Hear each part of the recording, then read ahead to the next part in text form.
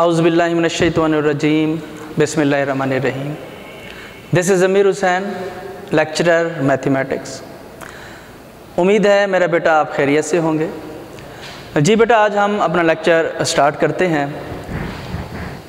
Part second का हमारा lecture है आज। एक्सरसाइज बेसिकली हम डिस्कस करेंगे 7.3। उससे पहले कुछ इम्पोर्टेंट डेफिनेशंस हैं, वो आप ज़रा देख लें। स्केलर प्रोडक्ट और डॉट प्रोडक्ट। अब मेरा बेटा बात ये है, हमारे पास हैं दो वेक्टर। फ़र्ज़ करें एक वेक्टर है u और दूसरा वेक्टर है v। अगर दो वेक्टर्स को हमने प्रोडक्ट करना है तो हम ऐसे करते हैं, u vector dot v vector is equal to, मेरा बेटा ये है वेक्टर, ये भी वेक्टर है। इस वेक्टर को स्केलर प्रोडक्ट इसलिए कहते हैं, इसका जो आंसर आएगा वो स्केलर नंबर होगा। मतलब आंसर आएगा वेक्टर नहीं होगा, 1 2 3 4, कोई ना कोई स्केलर क्वांटिटी आएगी। डॉट प्रोडक्ट इसलिए कहते हैं, इसको डिनोट किया जाता है डॉट से। ये इसके इक्वल होता है। इसके दो फार्मूलाज हैं। Number 1 u magnitude v magnitude और cos of the angle between u and v। u और v के दरमियान जो भी एंगल बन रहा है उसका कोसाइन। मिसाल के तौर पर ये x एक्सिस है, ये y एक्सिस है। मेरा बेटा हमारे पास कोई वेक्टर है, ये u वेक्टर है और ये v वेक्टर है। तो अगर इन दो वेक्टर्स का डॉट प्रोडक्ट लेना है तो वो क्या है, u मैग्नीट्यूड v मैग्नीट्यूड और cos of the angle between u and v। एक तो ये फार्मूला है अगर उनके दरमियान एंगल हो तो। अब वैसे यहाँ से cos थीटा भी हम निकाल लेते हैं। अगर वो पूछे कोसाइन एंगल निकालें या एंगल निकालें तो cos theta is equal to ये u vector dot v vector over u magnitude और v मैग्नीट्यूड। ये मेरा बेटा हमारे पास यहाँ से हमने cos थीटा का फार्मूला निकाल लिया।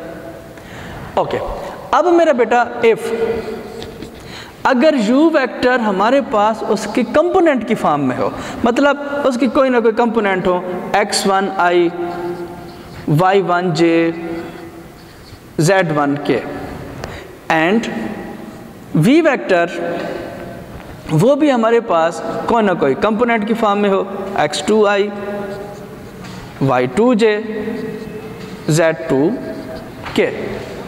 तो अब अगर हमने उनका डॉट प्रोडक्ट लेना है, u dot v is equal to, मेरा बेटा x i वाले जो कंपोनेंट हैं वो आपस में मल्टीप्लाई हो जाते हैं, x1 x2 प्लस j वाले component y1 y2 plus z1 z2। ये मेरा बेटा हमारे पास एक दूसरा फार्मूला आ गया। मतलब कि हमने जनाब अली डॉट प्रोडक्ट के हमारे पास दो फार्मूलाज आ गए। अगर उन दोनों के दरमियान एंगल मौजूद हैं तब हम ये फार्मूला यूज़ करेंगे। अगर मेरा बेटा उन दोनों के दरमियान एंगल्स नहीं हैं, वो कंपोनेंट की फॉर्म में है, तब मेरा बेटा हम ये फार्मूला यूज़ करेंगे। नोट कर लें, u dot v is equal to u magnitude v magnitude cos theta, u dot v is equal to x वाले आपस में मल्टीप्लाई i वाले कंपोनेंट j वाले k वाले। ओके, नेक्स्ट मेरा बेटा इसी को थोड़ा सा मज़ीद एक्सटेंड करते हैं। u dot v is equal to u magnitude v magnitude cos theta. Number 1 if मेरा बेटा अगर जो एंगल है u और v के दरमियान अगर एंगल है वो 90 डिग्री हो, तो मतलब 90 डिग्री हो, that is u perpendicular to v, u and v perpendicular हो, तो सूरत हाल क्या होगी ये देखें, u dot v is equal to u magnitude v cos 90। हम जानते हैं cos 90 0 होता है, तो cos 90 मेरा बेटा cos 90 degree is equal to 0। तो अब मेरा बेटा 0 किसी से मल्टीप्लाई हो 0, u dot v is equal to 0। ठीक है, अगर एंगल उनके दरमियान क्या हो 90 या वो परपेंडिकुलर हो। ये आपने याद रखना है, U and V are perpendicular.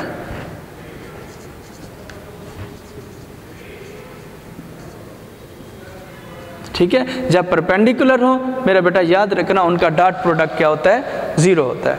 Number 2, if अगर वो एंगल उनके दरमियान 0 हो या पाई हो, 180 हो, दोनों सेंस के अंदर 0 भी हो या पाई हो, that means U and V are parallel. ये मेरा बेटा शॉर्ट लिखते हैं पैरेलल, 2 लाइनें बना देते हैं। अगर वो पैरेलल हो तो सूरत हाल ये हो जाएगी U dot V is equal to magnitude और V मैग्नीट्यूड और cos 0, ठीक है, 0 cos 0 1 होता है, U magnitude V magnitude, cos 0 1 होता है, ठीक है,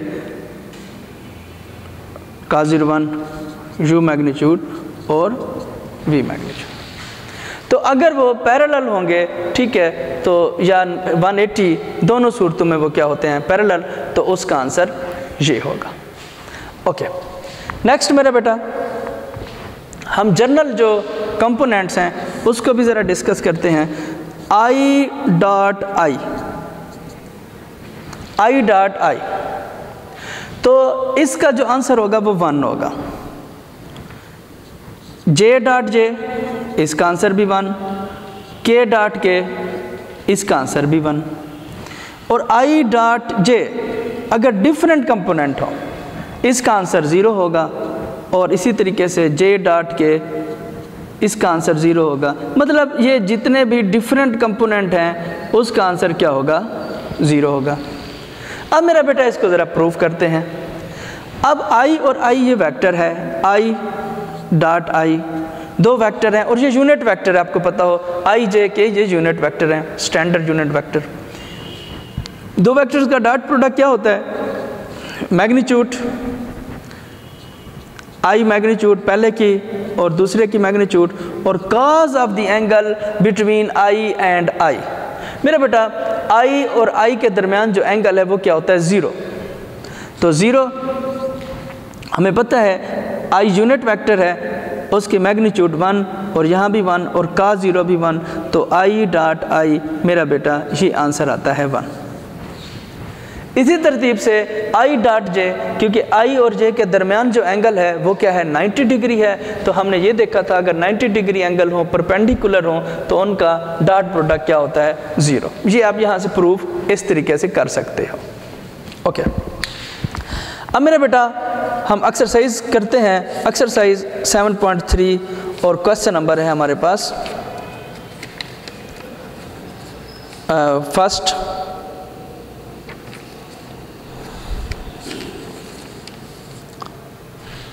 ओके, अच्छा एक चीज़ मैं बताता जाऊं, ये जब 2 वेक्टर पैरेलल होते हैं उसे कोलिनियर भी बोलते हैं, उसे कोलिनियर भी कहते हैं, पैरेलल भी कोलिनियर भी। ओके, मेरा बेटा एक्सरसाइज 7.3,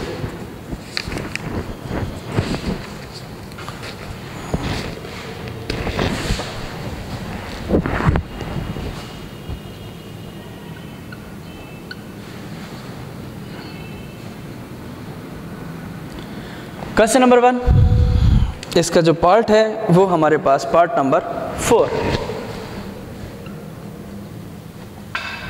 पार्ट नंबर 4। क्वेश्चन ये है, find the cosine of the angle between U and V। Find cosine of angle, cosine angle, cos angle find out करें। गिवन वेक्टर्स ये हैं,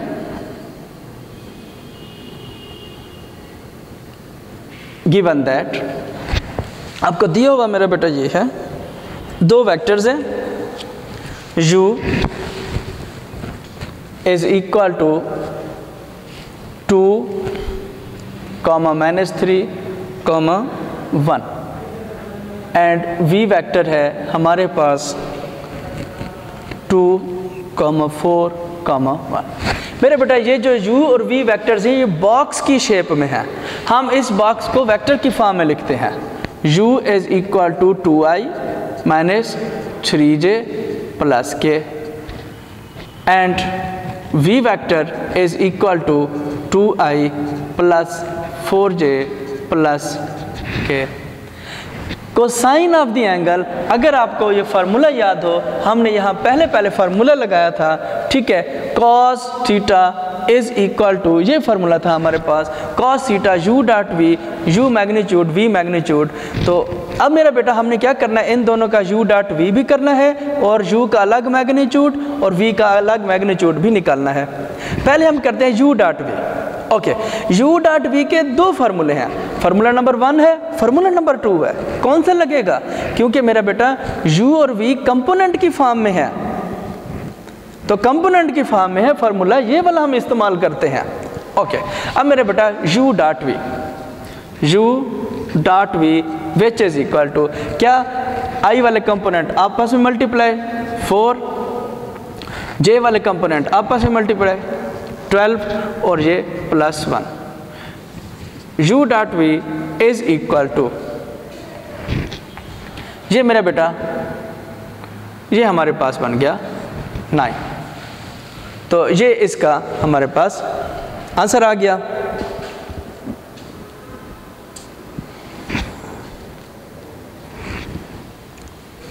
ज़रा इसको ज़रा चेक कर लेते हैं। और ये सॉरी -7। अब मेरे बेटा क्या करना है, u का अलग मैग्नीट्यूड, v का अलग मैग्नीट्यूड। जी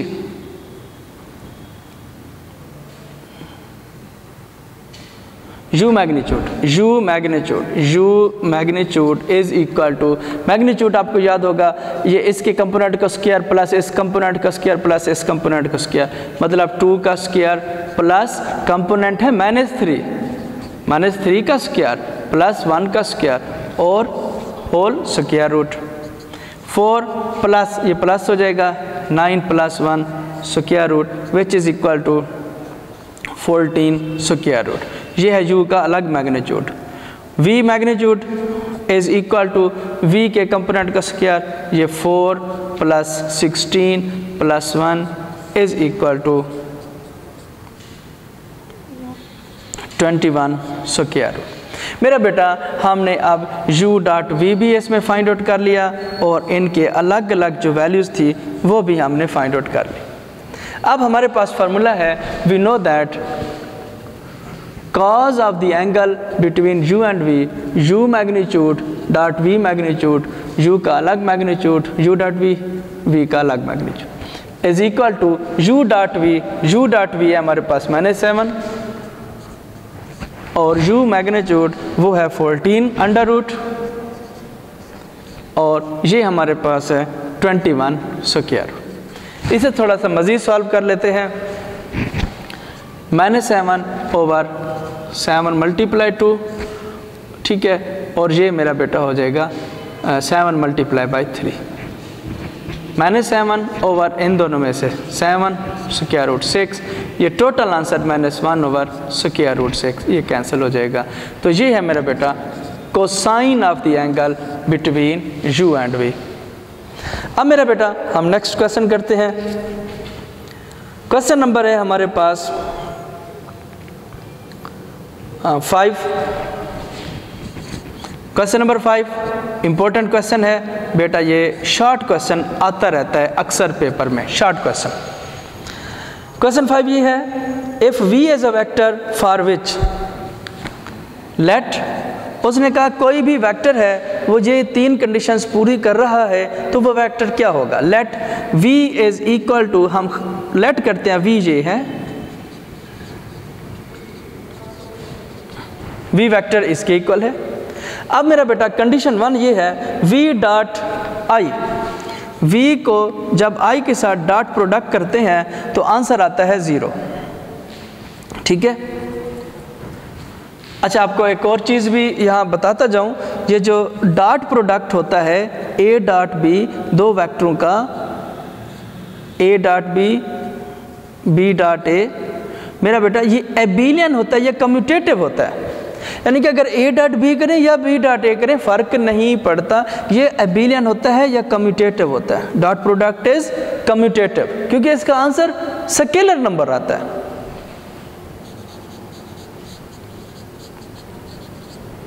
ओके,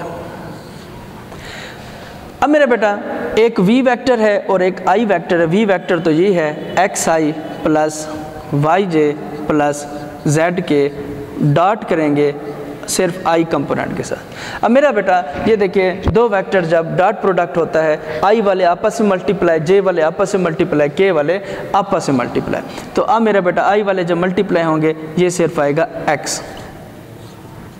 तो we know that v dot i, since उसने कहा 0 के इक्वल है, लिहाजा यहाँ 0 पुट करेंगे तो x is equal to 0। Again मेरा बेटा उसने कहा v को जब j के साथ आप ऑपरेट करेंगे उसका आंसर भी 0 आएगा। तो ये भी इसी तरीके से i वाले आपस में मल्टीप्लाई, j वाले आपस में मल्टीप्लाई, ये सिर्फ j 1 होता है, सिर्फ इसका आंसर आया y। अगेन मेरा बेटा उसने ये कहा है v dot j is equal to 0, तो इसकी जगह 0 करेंगे तो y is equal to 0, y का आंसर हमारे पास 0 आ गया।